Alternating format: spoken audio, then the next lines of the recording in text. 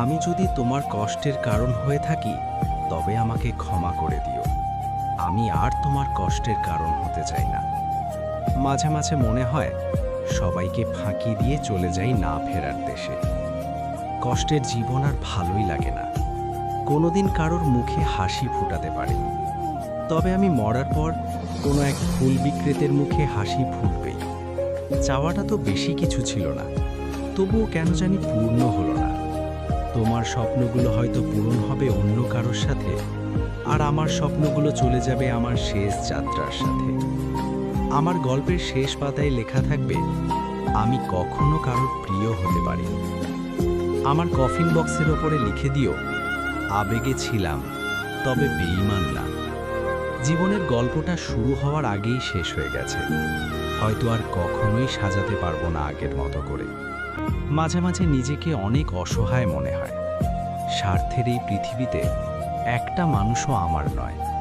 বোকা মানুষগুলো কাউকে ঠকাতে পারে না, তারা শুধু অভিমান করে যায়।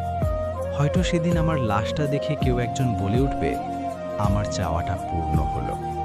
যদি আগে জানতাম বড় হলে এত কষ্ট পেতে হবে, তাহলে ছোটবেলাতে খেলতে খেলতে লরির তলায় চলে যেতাম।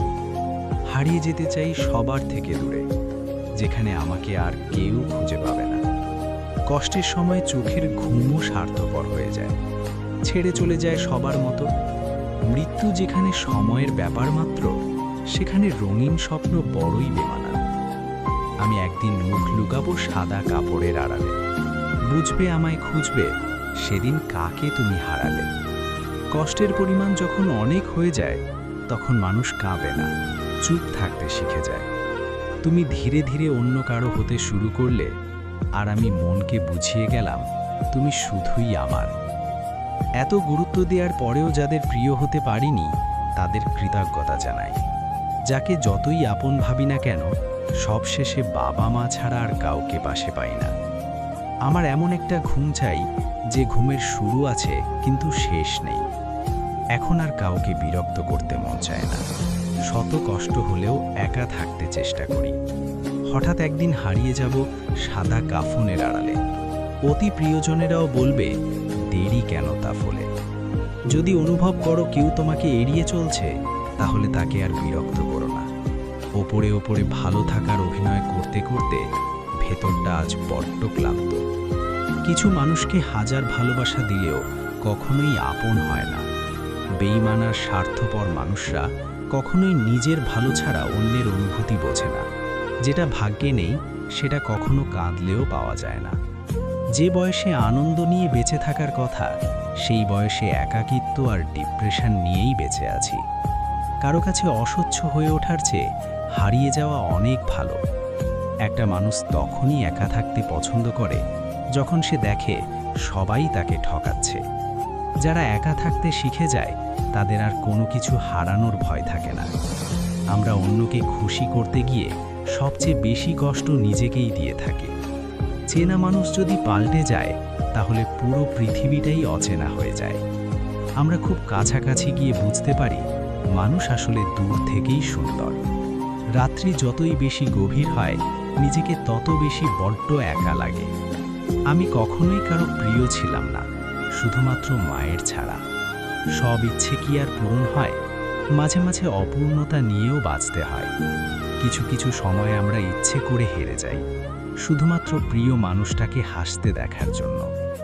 কিছু কষ্টের কোনো সমাধান থাকে না, সময়ের সাথে সাথে তা অভ্যাস হয়ে যায়। যার কাছে তুমি সবচেয়ে বেশি ভালোবাসা আশা করবে, সেই তোমায় সবচেয়ে বেশি কষ্ট দেবে। যে ব্যক্তি কাউকে কখনো ঠকায়নি, সে ব্যক্তি সবার আগে ঠকে যায়। সারা জীবন ভালো রাখতে চাই বলা মানুষটাও একদিন ভালো থেকো বলে হারিয়ে যায়। যাকে ভুলে যেতে চাই, তার কথা সবচেয়ে বেশি মনে পড়ে। জীবনে কিছু পাই আর না পাই, বুক ভরা কষ্টটা কিন্তু ঠিকই পেয়েছি। জীবন থেকে একটা জিনিস শিখলাম, চাইলেই সবার আপন হওয়া যায় না। মাঝে মাঝে ইচ্ছে করে অনেক দূরে কোথাও হারিয়ে যাই, যেখানে দেখব না কোনো চেনা মুখ, থাকবে না কোনো পিছুটান।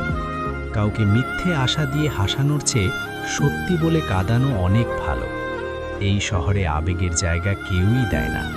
স্বার্থ ছাড়া ভেতর ঘরের নামটা কেউ লেখে না। মন যার সাথে থাকতে চায় ভাগ্য তার থেকে অনেক দূরে সরিয়ে দেয়। জোর করে কারোর আপন হওয়া যায় না, হয়তো কিছুটা সময় আপন সেজে থাকা যায়। সবার ভালো যে চায় তার কখনো ভালো থাকা হয় না, শুধু কষ্ট পেতে হয়। যারা নিয়মিত মাসুদ রানা ব্লগ চ্যানেলের ভিডিও দেখেন তাদের প্রতি অফুরন্ত কৃতজ্ঞতা।